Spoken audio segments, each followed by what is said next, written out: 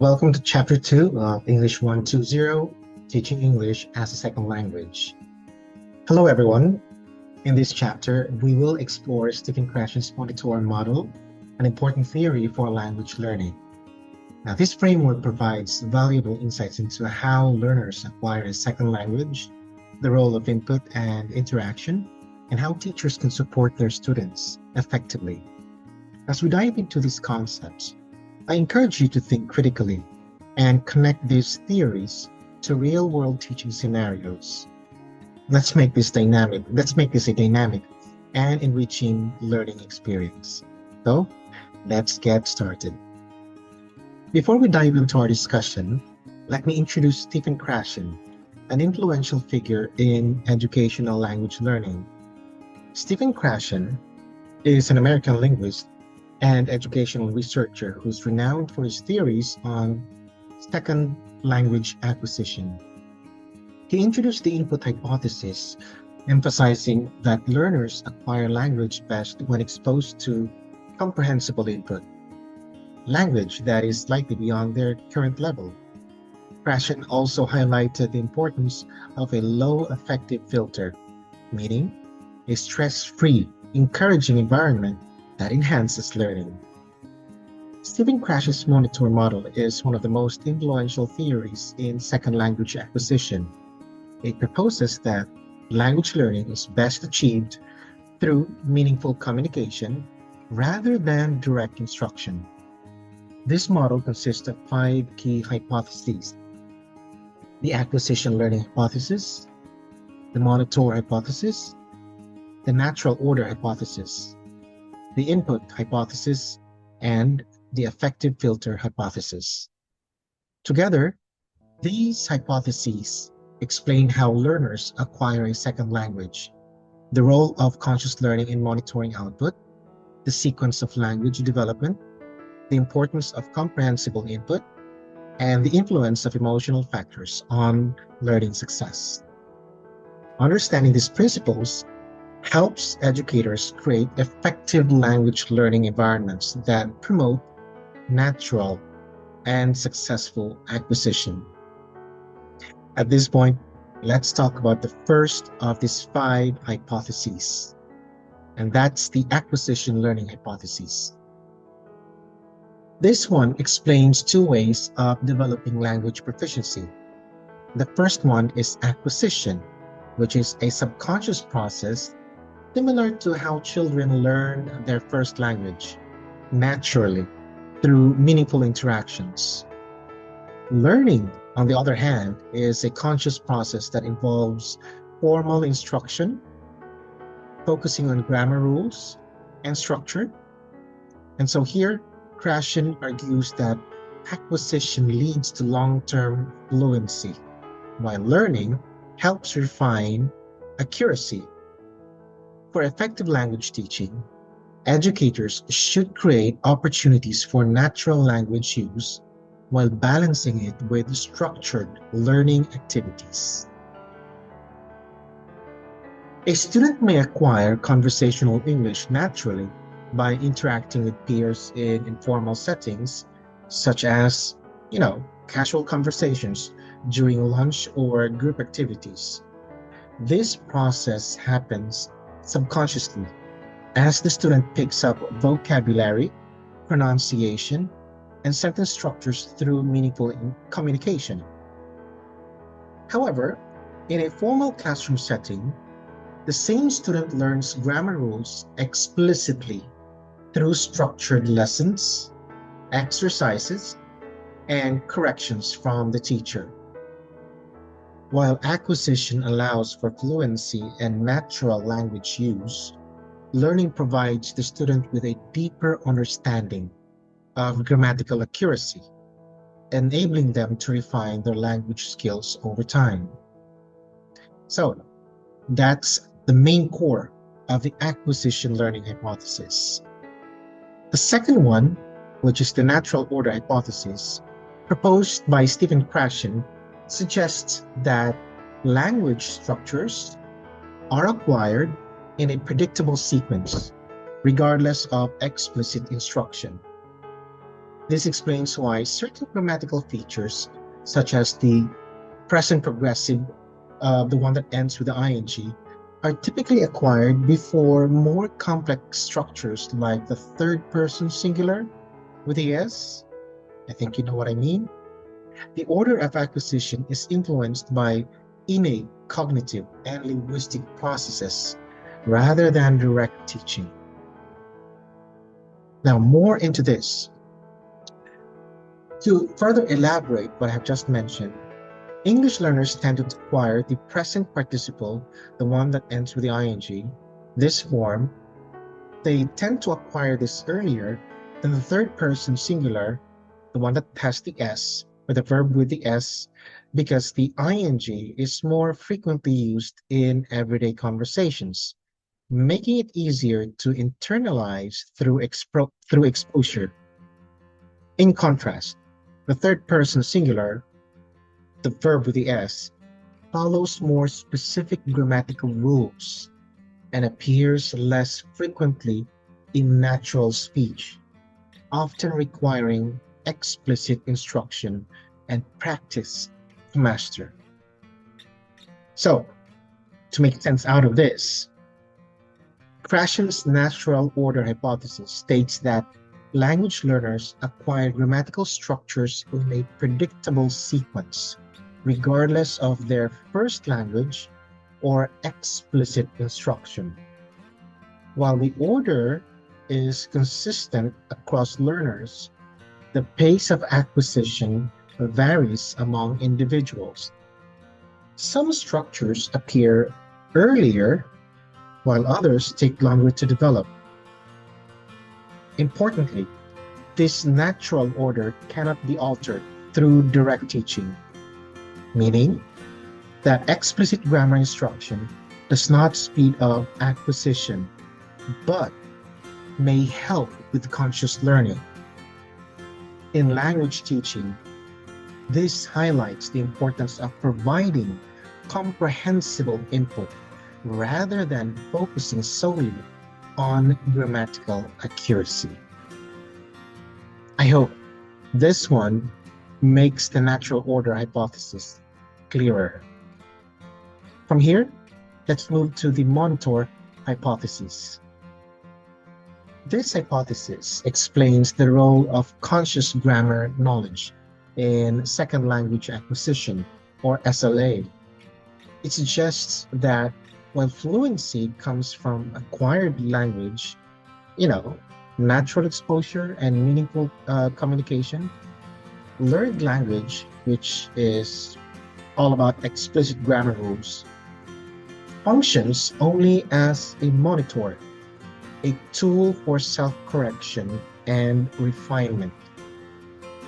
The monitor is useful only when the learners have time, know the rule, and focus on accuracy. Learners may overuse it, which leads to hesitation, or underuse it, resulting in frequent errors, or apply it optimally, balancing fluency and accuracy. In second language acquisition, this highlights the need to prioritize meaningful communication over excessive grammar correction, while encouraging learners to use the monitor effectively for polishing their output. So the monitor hypothesis, part of Stephen Krashen's theory of second language acquisition, suggests that language learners use their conscious knowledge of grammar to monitor or self-correct their speech or writing. However, this monitoring function is only effective when learners have enough time, focus on more, and know the rules. So in the given example, the student internally corrects, "He go to school," to "He goes to school," demonstrating the monitoring process in action. While the monitor can help refine language accuracy, over-reliance on it may hinder fluency. So, let's synthesize everything about this monitor hypothesis. So there are three key points here. First one is that grammar is a tool for polishing. So that means the more grammar knowledge that the student has, the more refined and accurate his language production becomes. However, this does not mean fluency comes from grammar alone. The second point here is that the monitor is an editor. Krashen argues that consciously learned language, which refers to grammar rules, does not lead to fluency. Instead, it serves as a monitor or editor that helps correct or refine language output when there is enough time to think and apply the rules. Last but not least, fluency comes from acquisition. Bear that in mind, teachers. The ability to speak fluently and naturally comes from acquired language. You know, unconscious learning through exposure and meaningful communication, not from explicit grammar study. So as a conclusion, for effective language learning, students should focus on acquiring language naturally, while using grammar knowledge only as a tool for refining accuracy, but not as the main driver of fluency. Now, it's a different case if you talk about the affective filter hypothesis. This one singles out emotional factors, such as anxiety, motivation, and self-confidence, that may affect language acquisition. Now, if you take a look at this slide, this one represents the affective filter hypothesis, emphasizing how emotional states impact language learning. So a stressed student, call that a high affective filter, may feel anxious and avoid participation, leading to poor language acquisition. On the other hand, a confident student, may call that low affective filter, is more likely to engage actively, enhancing their learning experience. Therefore, to foster confidence and reduce stress, teachers should create a supportive, engaging, and low-pressure learning environment. Okay, I'd like to add more to this by showing this to you. In Krashen's affective filter hypothesis, then, the affective filter refers to emotional factors that can either help or hinder language acquisition. Strong or high affective filter, this occurs when learners feel anxious, unmotivated, or lack confidence. Negative emotions usually create a mental barrier that blocks language input, making it difficult to acquire and process new language. And I think you have observed or noticed this in a few or some of your students in your English classes or English class. And when you check or observe that you have a few students who probably are not in the mood or are quite worried or terrified even learning more about English, you can actually check, and you can even attest to this one, that learning and even the acquisition of the English language does not happen to them. Low affective filter, on the other hand, this happens when learners feel relaxed, motivated, and confident. That means a positive emotional state allows more language input to be processed effectively, leading to better acquisition.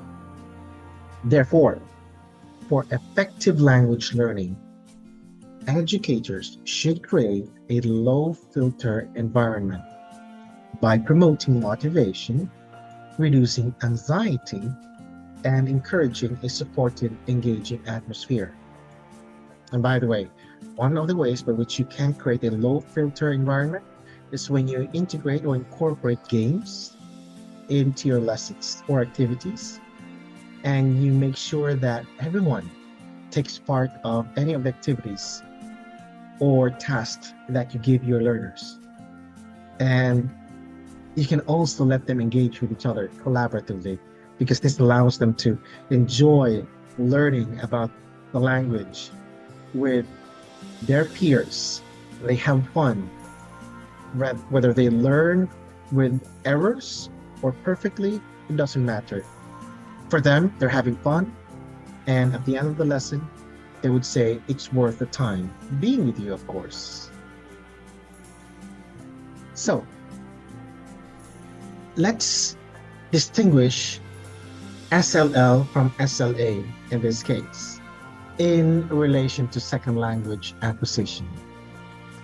Krashen'S monitor model emphasizes that language acquisition is a subconscious process driven by meaningful interaction and comprehensible input, while conscious learning plays a limited role in actual language use. The distinction between second language learning, or SLL, and second language acquisition highlights that simply learning about a language does not guarantee acquisition. Instead, a natural, immersive, and low anxiety environment fosters true language development. As educators, our goal should be to create conditions that prioritize acquisition over rote learning, ensuring that learners develop both fluency and a deep intuitive grasp of the language. Thank you so much for taking the time to be with me in this lecture. I hope this elaboration on the 5 hypotheses that happen to be the principles that comprise the framework of Krashen'S monitor model has actually enlightened you, made you more an informed English teacher, so that by the time you go back to your English class or English classes, you now have the capacity, the capability to create better lesson plans, activities, or tasks that would allow your learners not only to learn the language, but most importantly, acquire the language in day-to-day activities. So, I hope all of you have a great day ahead, and I'll see you in the next chapter. Thank you very much, and God bless.